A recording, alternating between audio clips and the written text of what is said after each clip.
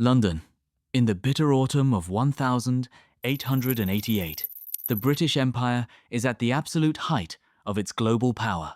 Queen Victoria has recently celebrated her Golden Jubilee, and the city's West End is a glittering showcase of immense wealth, scientific progress, and high society. But if you were to walk just a few miles east, beneath that sparkling surface, you would find a completely different world. A world of unimaginable poverty, swallowed by the thick, choking smog of the Industrial Revolution. It is in these damp, fog-shrouded streets that the greatest and most enduring mystery in criminal history is about to be born. A mystery that, even after more than a century, still has no face. We are talking about a shadow that paralyzed Victorian England with fear. A phantom that seemingly taunted the greatest police force in the world, while simultaneously capturing the morbid fascination of the global press. A name that has become universally synonymous with terror. Jack the Ripper. But who was the man behind the myth?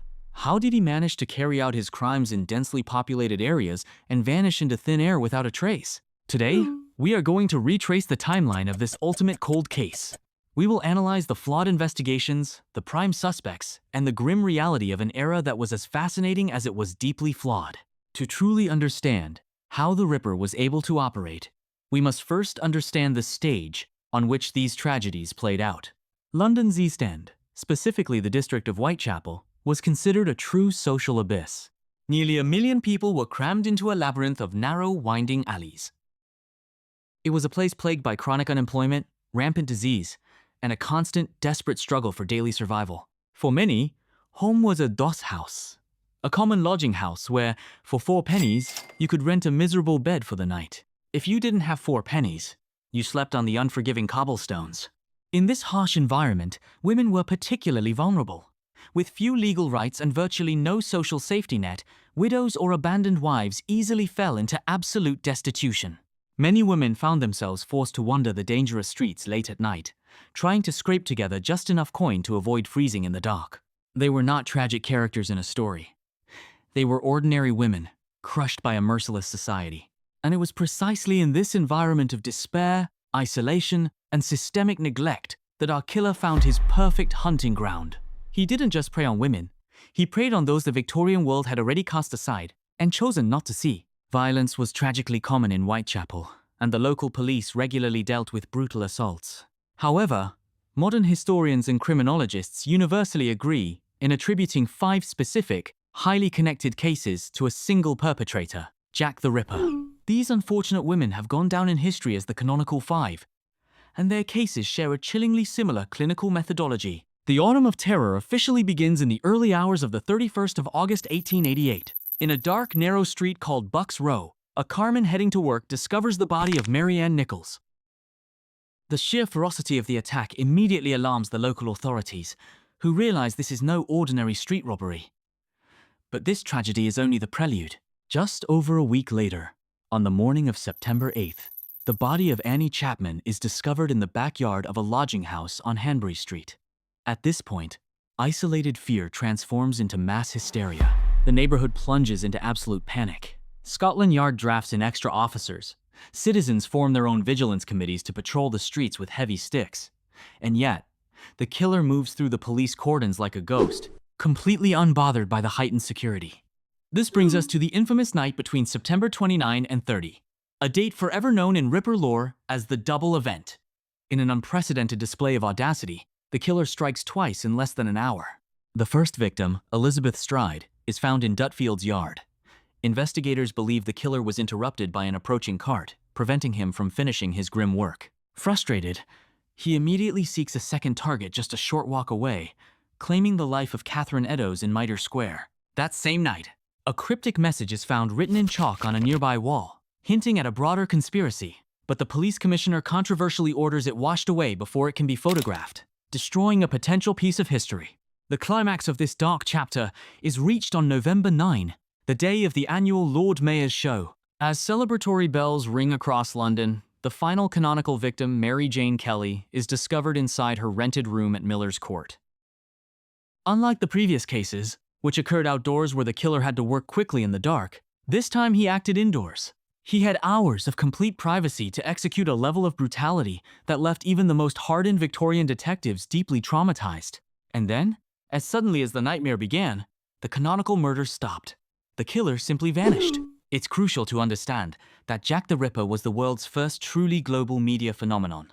Thanks to the recent invention of the rotary printing press, the growing literacy rate of the working class, and the birth of tabloid journalism, newspapers were cheaper and more accessible than ever. Publications like The Star and the Illustrated Police Newses sold hundreds of thousands of copies daily, feeding the public's morbid curiosity with exaggerated sketches and sensationalized headlines. They didn't just report the news. They actively fueled the panic. It was out of this media frenzy that the legend got its name. News agencies, Scotland Yard, and local politicians were flooded with hundreds of letters claiming to be from the killer. While most were obvious hoaxes written by journalists trying to boost sales, one particular letter stood out. Written in blood-red ink and addressed to the dear boss of the Central News Agency, the author mocked the police's failed efforts and ended with a chilling signature, Jack the Ripper. The name was incredibly catchy, and the press published it everywhere. From that moment on, the unknown killer was immortalized. Later, a package containing a grim piece of anatomical evidence was sent to the head of a vigilance committee, accompanied by a letter simply titled, From Hell, further solidifying the killer's terrifying persona. But why wasn't he caught? The Victorian police force was massive, but their investigative toolkit was virtually empty by modern standards. Crime scene photography was barely utilized. Fingerprinting was a decade away from being adopted. DNA analysis was pure science fiction, and crime scenes were routinely trampled by the public. Detectives like Inspector Frederick Aberline worked tirelessly, conducting over 2,000 interviews and investigating hundreds of people, relying purely on eyewitness testimonies which often contradicted each other, and classic shoe-leather detective work. Despite their genuine dedication, they were fighting a modern-style serial killer with medieval tools. So, who was the man in the shadows? Over the last 130 years, amateur sleuths, historians, and forensic experts have proposed well over 100 different suspects. Let's look at the most compelling figures investigated by the original police force. First is Montague John Druitt, an Oxford-educated lawyer and assistant schoolmaster. Druitt's own family suspected him, and suspiciously, his body was found floating in the River Thames shortly after the final murder. Many high-ranking officers believed his suicide was the reason the killings abruptly ended. Another strong contender is Aaron Kosminski, a Polish immigrant and local hairdresser who suffered from severe auditory hallucinations and an intense documented hatred of women. Police notes from the time reveal he was closely watched and supposedly identified by a witness who later refused to testify. Kosminski was eventually committed to a psychiatric asylum, safely removing him from the streets of Whitechapel. Then there are the more eccentric theories, such as Francis Tumblety.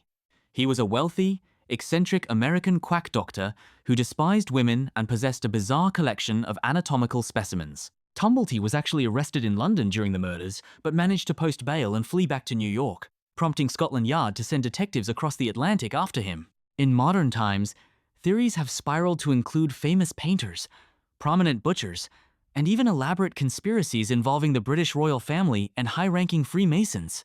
Yet, despite centuries of debate, no definitive, undisputed evidence has ever been found to put a face to the name. Jack the Ripper slipped back into the suffocating London fog, taking his dark secrets to the grave. He was never brought to justice, but his horrific actions forever changed the way police investigate serial crimes, birthing the very concept of criminal profiling. Today, we are learning to look past the myth of the monster in the cape, choosing instead to remember the women whose lives were so violently stolen. Still, the shadow of Whitechapel looms large over history. It serves as a darkly fascinating reminder of the ultimate duality of the Victorian era, and of the profound darkness that can hide within the human soul. It remains, without question, the most famous cold case the world has ever known. And now, I turn the question over to you. After hearing the facts, who do you believe was the true face of Jack the Ripper? Was it a mad doctor, a disturbed local, or someone else entirely? Let us know your theories in the comment section below. If you enjoyed diving into the dark history of the Victorian era with us, please leave a like, share the video, and subscribe to the channel so you won't miss our next descent into the world's greatest mysteries. Until next time, stay curious and stay safe.